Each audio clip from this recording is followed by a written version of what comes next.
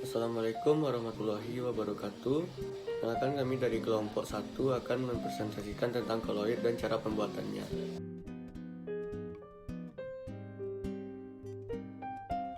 Pertama, koloid yaitu suatu sistem dispersi atau sebaran suatu sistem yang menunjukkan bahwa suatu zat terbagi halus dalam zat lain. Pada sistem koloid ada dua fase, yaitu zat yang terbagi atau didispersikan disebut fase terdispersi, fase intens, dan fase kontinu. Sedangkan zat yang digunakan untuk mendispersikan disebut fase terdispersi.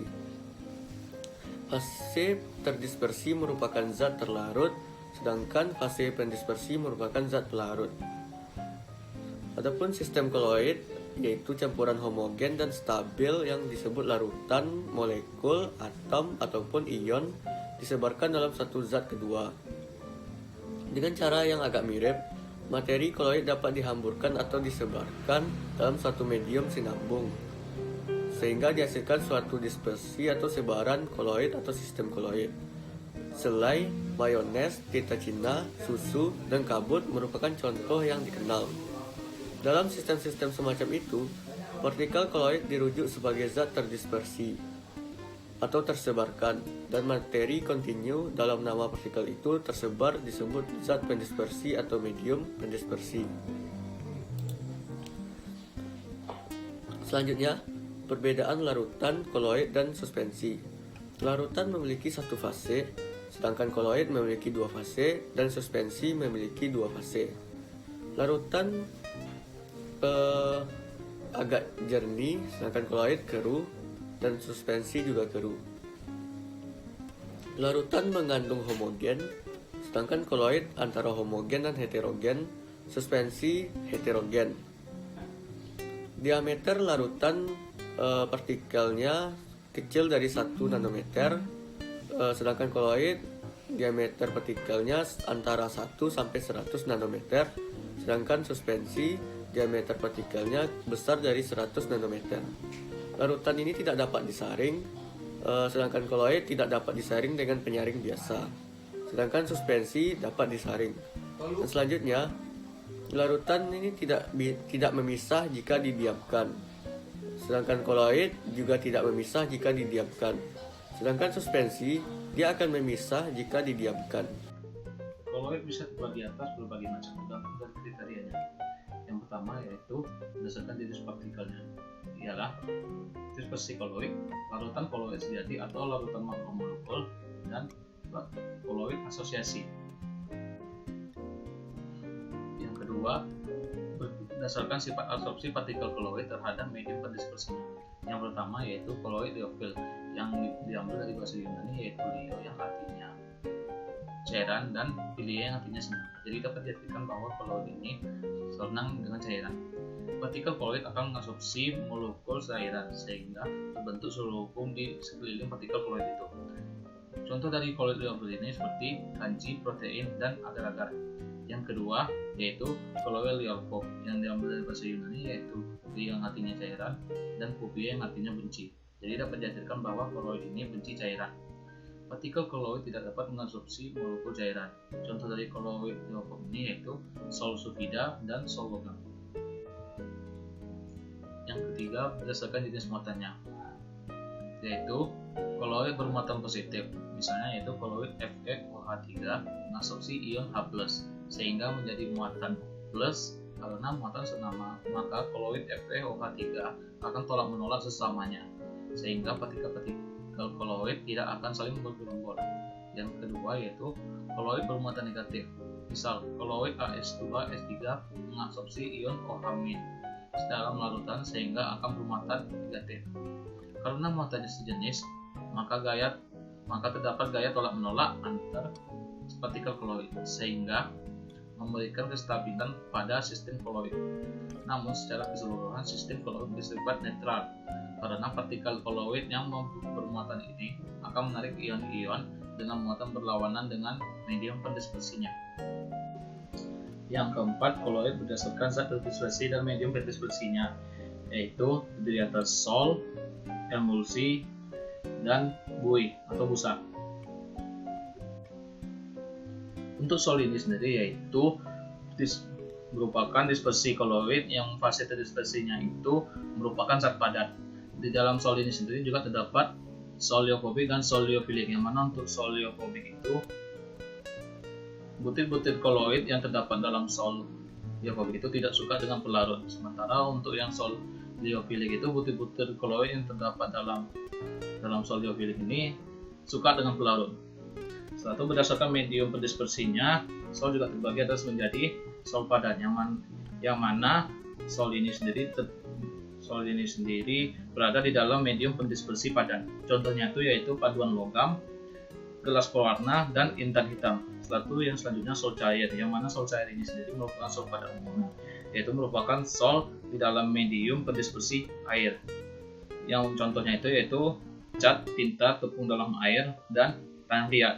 Setelah itu sol gas atau aerosol padat, yaitu sol di dalam medium pendispersi gas. Contohnya itu yaitu debu di udara dan asap pada pembakaran. Selanjutnya yaitu emulsi, yang mana emulsi ini sendiri merupakan dispersi koloid, yang mana fase terdispersinya itu merupakan zat cair. Berdasarkan medium pendispersinya, emulsi juga terbagi atas menjadi yang pertama itu emulsi gas atau aerosol cair, yang mana medium pendispersi dari emulsi ini adalah gas. Contoh dari aerosol cair atau emulsi gas ini ialah hairspray dan baygon atau penyemprot nyamuk. Atau yang kedua yaitu emulsi cair, yang mana medium pendispersinya ini adalah cair, yang juga melibatkan campuran dua zat cair yang tidak dapat saling melarutkan. Setelah itu ada emulsi padat atau gel, yang mana merupakan emulsi yang di dalam medium pendispersi zat padat. Gel dapat dianggap terbentuk dalam penggumpalan sebagian sol cair. Untuk emulsi cair ini sendiri, yang dikenal pada umumnya itu ialah emulsi air dalam minyak dan emulsi minyak dalam air. Agar emulsi cair ini stabil, maka dibutuhkan suatu emulgator. Sifat emulsi cair yang paling penting itu ialah demulsifikasi, yang mana itu merupakan kestabilan emulsi cair dapat rusak akibat pemanasan, pendinginan, proses sentrifugasi, penambahan elektrolit, dan perusakan zat pengemulsi. Lalu pengenceran, yang mana ini diencerkan dengan medium pendispersinya. Ditinjau dari segi kepolaran, emulsi merupakan campuran cairan polar dan cairan non polar. Salah satu emulsi adalah susu, yang dimana itu terdapat lemak yang terdispersi dalam air. Selain itu dalam susu juga terkandung kasein, suatu protein yang berfungsi sebagai zat pengemulsi. Untuk emulsi padat atau gel ini sendiri yaitu emulsi di dalam medium pendispersi zat padat. Berdasarkan sifat elastisitasnya, gel juga terbagi atas menjadi gel elastis, yaitu contohnya sabun dan gelatin. Lalu ada gel non elastisnya. Ini contohnya yaitu gel silika. Gel memiliki sifat thixotropi, yaitu menjadi cairan apabila digoyang dan memadat kembali apabila dibiarkan dengan tenang. Dengan mengganti cairan dengan gas, memungkinkan untuk membentuknya suatu aerogel atau gel udara, yaitu bahan dengan sifat khusus seperti massa jenis rendah, luas permukaan yang sangat besar, dan isolator panas yang sangat baik. Aerogel adalah zat berdasar silikon dan merupakan benda padat dengan kepadatan terendah di dunia. Dia terbentuk dari 99,8% udara dan foam yang kaku dengan kepadatan 3 mg per cm kubik. Aerogel dibuat dengan mengeringkan sebuah gel yang terdiri dari silika koloid dalam sebuah lingkungan yang ekstrim.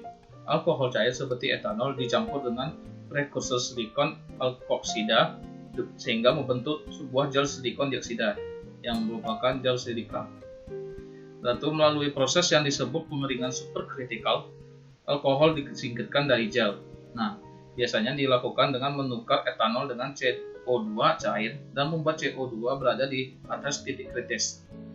Terakhir, dengan menghilangkan seluruh cairan dari gel dan menggantikannya dengan gas tanpa membuat struktur gel rusak atau berkurang volumenya. Nah, itu saja. Selanjutnya yaitu koloid buih atau busa, yang mana koloid buih atau busa ini sendiri yaitu merupakan koloid di mana fase terdispersinya itu adalah zat gas. Berdasarkan medium terdispersinya, buih terbagi atas menjadi yang pertama itu buih cair atau buih pada umumnya, yaitu merupakan sistem koloid dengan fase terdispersi gas dan medium terdispersinya itu zat cair. Contoh dari buih ini sendiri yaitu pada umumnya seperti alat pemadam kebakaran dan kocokan putih telur. Setelah itu untuk buih padat ini sendiri yaitu fase terdispersinya merupakan zat gas dan medium terdispersinya merupakan zat padat.